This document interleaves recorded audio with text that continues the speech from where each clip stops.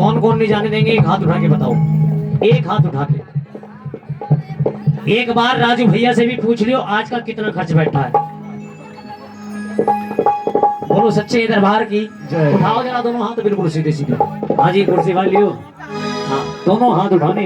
हाथ ऐसे मत करो कछुआ छाप अगरबत्ती की तरह, बिल्कुल सीधे होने चाहिए। हाँ, जिसके हाथ ऊपर उसकी किस्मत सुपर।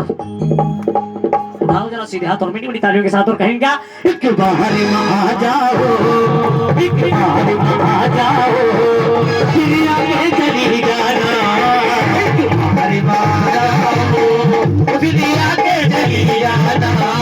एक बार आ जाओ, फिर आगे चली जाना।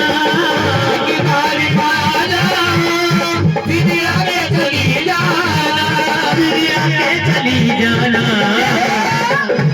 और तालियों के साथ मिलकर कहें मेरे साथ, जाने नहीं, जाने नहीं, जाने नहीं देंगे माँ। ऐसे बुलाओगे माँ को? अगर ऐसे बुलाओगे तो ऐसे पड़ोसी भी नहीं आएगा, ध्यान रखना। बोलो सच्चे दरबार की। उठाओ सीधे हाथ, हाथ बिल्कुल सीधे होने चाहिए। अगर हाथ होंगे टेढ़े मेढ़े तो माँ भी टेढ़े मेढ़े रास्ते से आएगी, कहेगी ले बेटे मैं तेरा काम कर दूंगी। सालों लग जाएंगे आने में भी। उठा के जरा दोनों हाथ और मेरी मेरी तालियों के साथ और मिलकर में कहे मेरे साथ, जाने नहीं, जाने नहीं, जाने नहीं देंगे माँ। जरा जाके तो दिखलाना। जाके चली जाना। तालियों के साथ।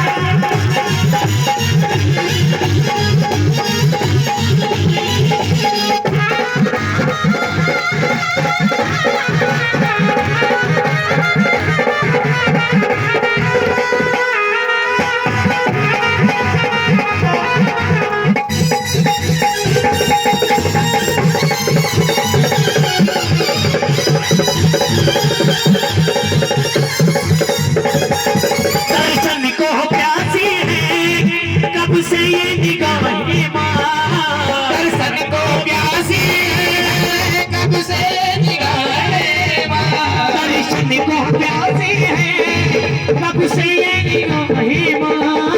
दर्शन को प्यासी है कब से दर्शन को प्यासी है कब से ये निगाहें माँ। बस एक झलक अपनी, बस एक झलक अपनी दिखला के चली जाना। बस एक झलक अपनी। बातें नहीं करनी है आपस में। बोलो सच्चे दरबार की। उठाओ जरा सीधे हाथ और मीठी मीठी तालियों के साथ। जो हाथ ना उठाए उसके सर में जूं हो जाए। अब उठाओ सीधे हाथ और मीठी मीठी तालियों के साथ और कहेंगे मिलके क्या? बस एक झलक अपनी, बस एक झलक अपनी दिखला के चली जाना। चली जाना।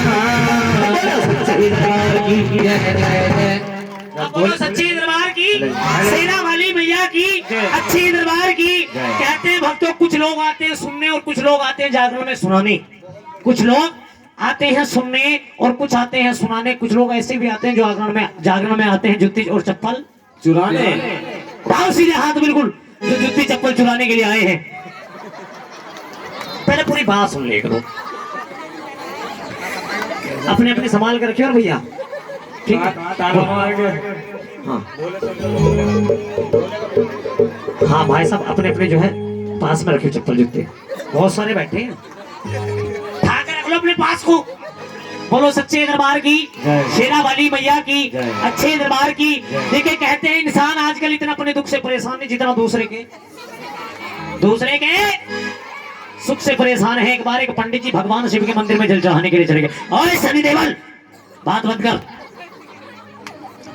एक बार एक पंडित जी भगवान शिव के मंदिर में जल चढ़ाने के लिए पहुंच गए।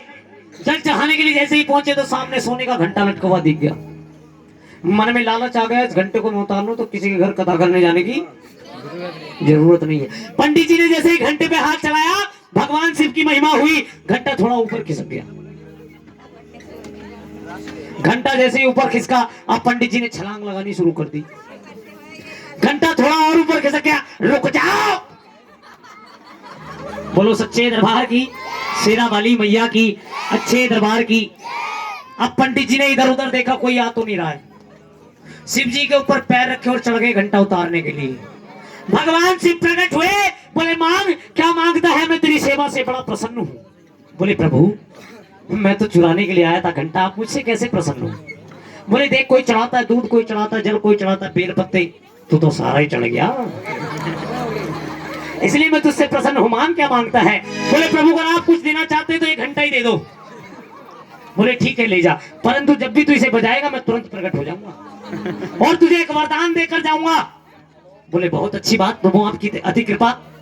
और भगवान बोले पर इस बात का ध्यान रखना, जितना मैं तुझे दूंगा उससे दुगना तेरे पड़ोसी को दूंगा। बोले ये क्या बात होगी, घंटा मैं चुराऊं, पड़ोसी को वैसे मिल जा?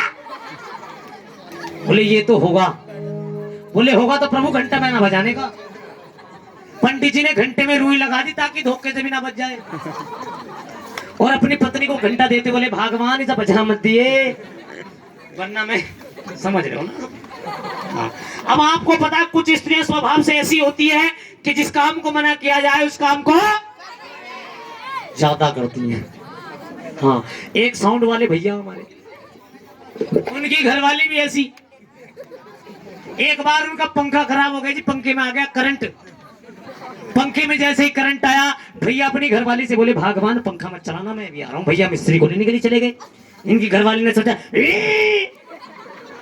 पता नहीं जरा क्यों मना करके, मैं तो चलाऊंगी। जैसे ही जी पंखा चलाया, पंखा तो चलाने ऐसी पंडित जी घरवाली। पंडित जी जब किसी काम से बाहर गए तो पंडित जी घरवाली ने सोचा आज घंटा बजा के देख लूं क्या बात है। घंटा उठा लिया और बजा दिया। भगवान शिव प्रकट हो गए, बोले मांग, क्या मांगती है? बोले प्रभु, अगर आप कुछ देना चाहते हैं तो ये मेरी छोटी सी झोपड़ी पड़ी है, यहाँ एक अच्छा सा बंगला हो, बंगले में गाड़ी हो। भगवान बोले तथास्तु। तुरंत बंगला बन गया, बंगले में गाड़ी आ गई। परंतु पड़ोसी के 2 बंगले और 2 गाड़ी, पड़ोसी को दुगना मिलना था। पंडित जी आए बाहर से, देखा भाई यहाँ तो मेरी झोपड़ी पड़ी थी, बंगला कैसे बन गया? बोले ओहो आज तो घंटा बज गया। चलो देखा बंगला बन गया। अब पड़ोसी के 2 बंगलों पर नजर पड़ी। पंडित जी देख के आंख बबूला, गुस्से में गए, घंटा उठा लिया और बजा दिया। भगवान से प्रकट हुए, बोले मांग, क्या मांगता? बोले प्रभु जैसी मेरी झोपड़ी पहले थी उससे भी खराब कर दो। अब बेचारे के पड़ोसी की तो दुगनी खराब होगी जी। भगवान शिव अंतर ध्यान हो गए। पंडित जी को इतने में सबर नहीं आया, फिर घंटा उठा लिया और फिर बजा दिया। भगवान शिव फिर प्रकट हुए, बोले मांग, क्या मांगता? बोले प्रभु एक काम करो, मेरा एक बाजार बंद और कर दो। पड़ोसी के दोनों बंद। और भाई साहब इतने में पंडित जी को सबर नहीं आया। भगवान शिव अंतर ध्यान हो गए, फिर घंटा उठा लिया। घंटा उठा के फिर बजा दिया। भगवान शिव फिर प्रकट हुए, बोले मांग, क्या मांगता है? बोले प्रभु एक काम करो, घर के आगे गहरा सा गड्ढा और कर दो। पड़ोसी के घर के आगे 2 गड्ढे। पड़ोसी को दोनों आंखों से दिखता नहीं, घर के आगे 2 गड्ढे। जैसे तैसे करके बचा के उन गड्ढों से निकला। पंडित जी की नजर पड़ गई, अच्छा बच गया। गुस्से में गए, फिर घंटा उठा लिया और बजा दिया। भगवान शिव प्रकट हो गए, बोले अब क्या रह गया? अब तो तेरे पड़ोसी को बिल्कुल बर्बाद कर दिया। बोले प्रभु एक छोटा सा काम और कर दो, मुझे एक छोटा सा हार्ट अटैक और दे दो। पड़ोसी को तो दुगना आना था जी। अब जब दुगना हार्ट अटैक आएगा तो पड़ोसी का समझ लो क्या होगा।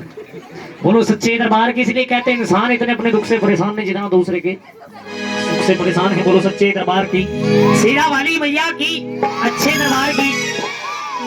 और आइए, मैंने कहा था बाबा की मूंछों में भजन सुना के जाऊंगा।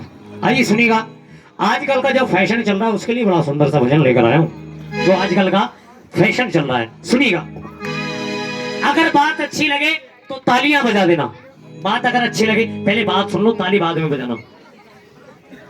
आंटी अंकल याद रहा, आंटी अंकल याद रहा, चाचा मामा भूल गए। पहले लोग कहते थे चाचा मामा ताऊ फूफा मौसा। आजकल चाचा है तो अंकल, मामा है तो अंकल, मौसा है तो अंकल, फूफा है तो अंकल।